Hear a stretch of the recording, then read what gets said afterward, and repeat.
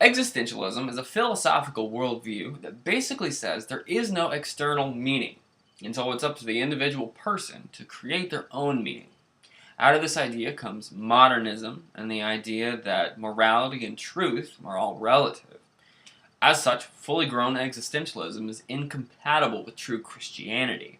Just like the Hindu might say, yeah, I understand Jesus.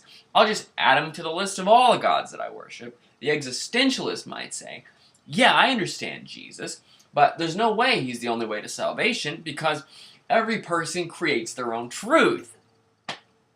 In theory, a person could use this worldview to justify all kinds of debauchery and self-indulgence, but usually what happens when a person commits themselves to the idea that life has no meaning, except for the meaning they put on it, is they fall into despair. The strange thing is, existentialism was actually created by a Christian.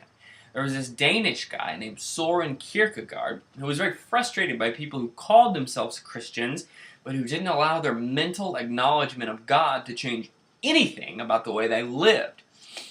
So Kierkegaard wrote under fake names, pretending to be an atheist, and tried to switch the emphasis from what a person believed to how they believed it.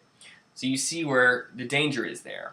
But he wrote, for example, that there was more truth in a pagan man who devoutly worshipped an idol than there was in a man who knew the truth of Christianity, but who kept it all secondhand and didn't allow it to influence him really at all, except for where he went on Sunday mornings. But once the seed had been planted, people took his ideas and ran pretty far with them. So now, if a Christian tries to share their faith today, they might run into some kind of skepticism that's a derivation of existentialism.